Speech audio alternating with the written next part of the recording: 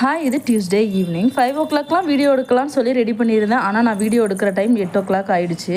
பாப்பா இப்போ ஹீட் அதிகமாகி வயிறு வலியில் ரொம்ப துடிக்க ஆரம்பிச்சிட்டா. சரின்னு சொல்லிட்டு அவளை மெடிக்கலுக்கு கூட்டிகிட்டு போய் மருந்து வாங்கலான்னு சொல்லி போயிருந்தேன். அவங்க டாக்டர்கிட்ட செக் பண்ணால் தான் மருந்து கொடுப்பேன்னு சொல்லிட்டாங்க. டாக்டர்லாம் செக் பண்ணிவிட்டு வீட்டுக்கு வரதுக்கு 8 o'clock கிட்ட ஆகிடுச்சு. வந்து வேலையாக இட்லிக்கு ஊற போட்டிருந்தேன். அதை கிரைண்டரில் போட்டுட்டு தான் மறு வேலையை ஸ்டார்ட் பண்ணேன்.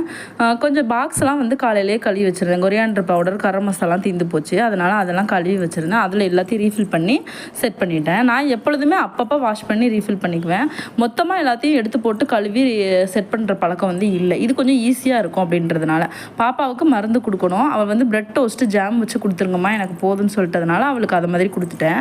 அவங்க அப்பா வரும்போதே லட்டு வாங்கிட்டு வந்துருந்தாங்க. நான் ரொம்ப லட்டுலாம் சாப்பிட மாட்டேன், அவங்க மட்டும்தான் சாப்பிடுவாங்க. ஒரு வழியாக மாவை கையோட அரைச்சி பாக்ஸில் போட்டு எடுத்து வச்சாச்சு.